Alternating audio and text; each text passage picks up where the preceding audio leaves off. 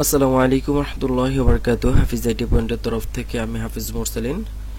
সম্মানিত প্রিয় viewers, itel P651L, যার মডেলটি হচ্ছে আইটেল ভিশন 2S। এই ফোনটিতে আমরা এফআরপি লকের কাজ করব। তো আমাদের এখানে দেখা দিচ্ছে আইটেল, তারপর আমরা এখন মডেলটি দেখাই দিব। এখানে কিন্তু হিউজ পরিমাণে মডেল আছে, আপডেট মডেল। আমরা অনেকেই আপডেট মডেল খুঁজতে গিয়ে অনেক সময় পাই না।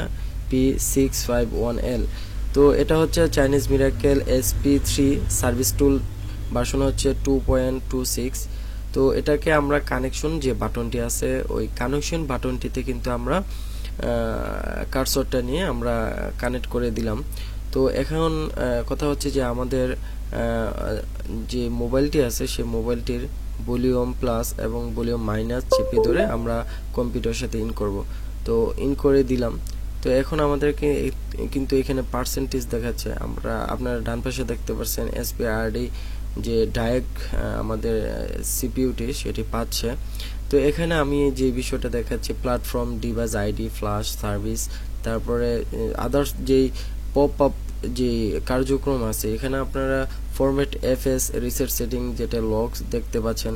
তো এগুলো কিন্তু ডিজেবল অবস্থায় আছে, এখনো কিন্তু এনেবল অবস্থায় নেই। আমার কাছে মনে হচ্ছে যে বর্তমানে SP3 সার্ভিস টুলটি নিয়ে ভিডিও খুব কমই আছে বর্তমান প্রেক্ষাপটে।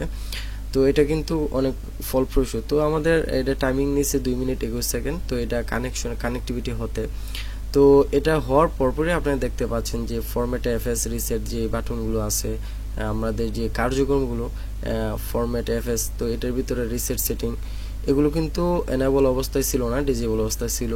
তো এটা ব্যাকআপ নিয়ে নিছে। তো এখানে ওয়ার্নিং দেখাচ্ছে রিসেট মে ডিলেট অল ইউজার ডাটা, হ্যাঁ আমরা দিয়ে দিলাম। তারপর রিসেট ইউজার ডাটা অফ, আমরা এটা তো ওকে করে দেবো ইনফরমেশনটা।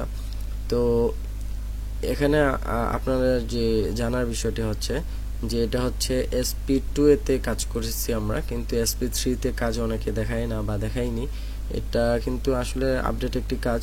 আর এই টুলটির ভিতরে মোটামুটি আলহামদুলিল্লাহ আমি যতটুকু বুঝতে পারলাম যে টুলটির কার্যকারিতা অনেকই ভালো। এটার ভিতর অনেক দেখা গেছে আপনার এই ইউজার ফ্রেন্ডলি যেটা বলা যায় অলমোস্ট। তো ঠিক আছে, কাজটি হয়ে গেছে আলহামদুলিল্লাহ। সকলের সুস্বাস্থ্য কামনা করছি। আসসালামু আলাইকুম ওয়া রাহমাতুল্লাহ।